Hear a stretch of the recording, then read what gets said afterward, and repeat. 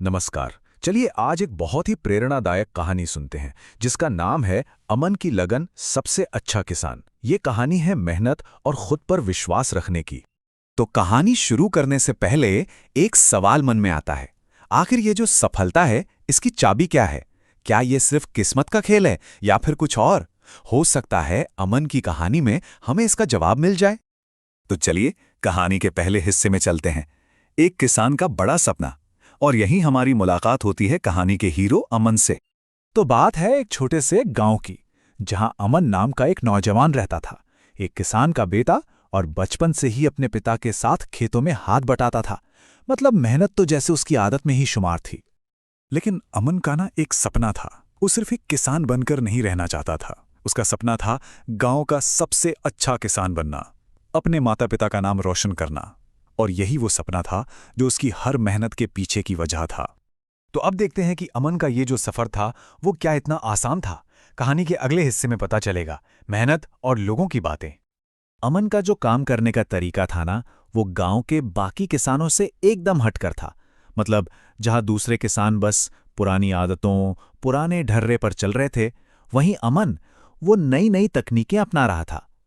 अपनी फसल का, क्या कहें, पूरी जान लगाकर, पूरी लगन से ध्यान रख रहा था। पर हुआ क्या? उसकी इस मेहनत की किसी ने तारीफ नहीं की। उल्टा गांव के लोग तो अक्सर उस पर हंसते थे। कहते थे, अरे अमान, क्यों इतनी मेहनत कर रहे हो? कुछ बड़ा नहीं होने वाला।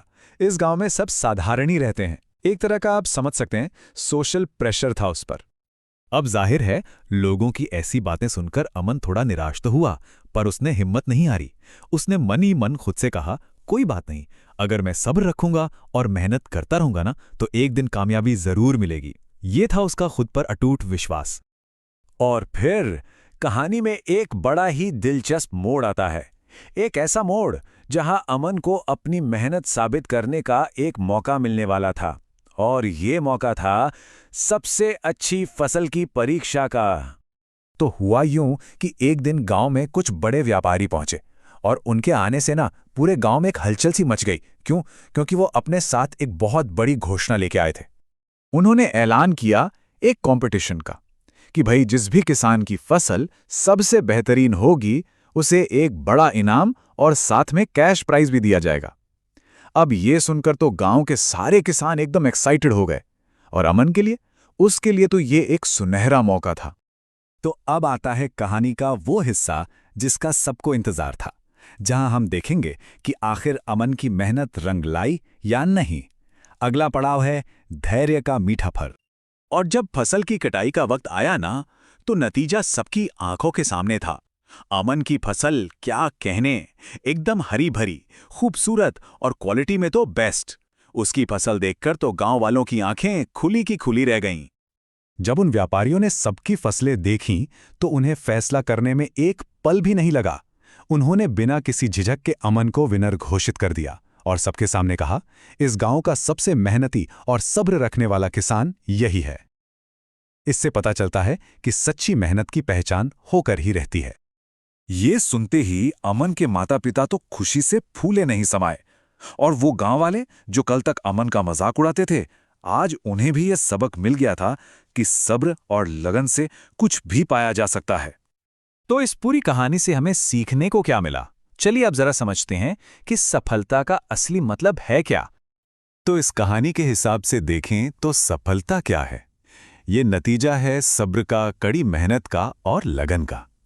ये वो जज्बा है कि जब लोग आपकी आलोचना करें तब भी हार नहीं माननी है। मतलब साफ है, कामयाबी कोई एक दिन की चीज नहीं है। अगर इसे और आसान शब्दों में समझना हो तो कामयाबी की 4 चाबियां हैं। पहली, धैर्य यानी पेशेंस। दूसरी, कड़ी मेहनत। तीसरी, लगन मतलब लगातार जुटे रहना। और चौथी और सबसे जरूरी, खुद पर विश्वास, खासतौर पर तब जब कोई और आप पर विश्वास ना कर रहा हो। अमन ने एक और बड़ी बात सीखी कि असली कामयाबी सिर्फ इनाम जीतना या इज्जत पाना नहीं है।